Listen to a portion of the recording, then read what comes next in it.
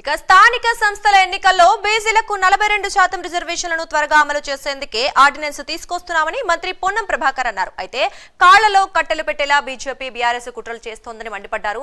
Court ఆదేశాలతో చట్టపరమైన అన్ని అంశాలను దృష్టిలో ఉంచుకొని కులగణన నిర్వహించి బీసీలకు రిజర్వేషన్లు అమలు చేస్తున్నామని చెప్పారు. ప్రభుత్వం తీసుకురాబోయే ఆర్డినెన్స్ పై బీజేపీ ఎంపీ లక్ష్మణ్ చేసిన వ్యాఖ్యలపై తీవ్ర ఆగ్రహం వ్యక్తం చేశారు. రిజర్వేషన్ల అమలు విషయంలో మరింత మెరుగ్గా ఎలా ముందుకు వెళ్లాలో ప్రభుత్వానికి సలహాలు సూచనలు ఇవ్వాలని మంత్రి పొన్నం సూచించారు.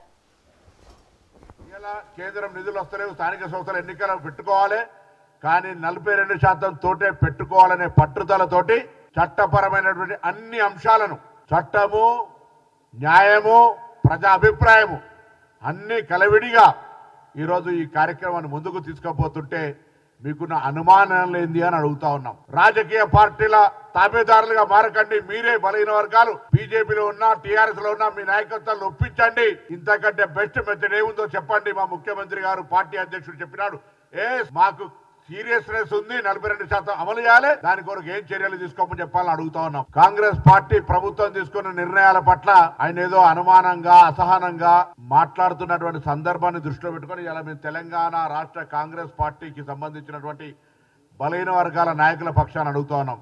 లక్ష్మణ్ గారు, మీరు అఖిల భారత బీజేపీ పార్టీ అధ్యక్షులు. మేము చేస్తున్న ప్రక్రియ సరికాదు అంటే మా ప్రభుత్వానికి చిత్తశుద్ధి ఉంది. 42% రిజర్వేషన్లు ఇవ్వాలని స్థానిక సంస్థల ఎన్నికలు 18 నెలలుగా వాయిదా వేసుకుంటూ పోతా ఉన్నాం. దాని మీద కేంద్రం నిధులు మీరే ఆపినారు. ఇలా కేంద్రం నిధులు వస్తలేవు, స్థానిక సంస్థల ఎన్నికలు పెట్టుకోవాలి, కానీ 42% తోటే పెట్టుకోవాలనే పట్టుదలతోటి చట్టపరమైనటువంటి అన్ని అంశాలను, చట్టము, న్యాయము, ప్రజా అభిప్రాయము అన్ని కలవిడిగా ఈరోజు ఈ కార్యక్రమాన్ని ముందుకు తీసుకుపోతుంటే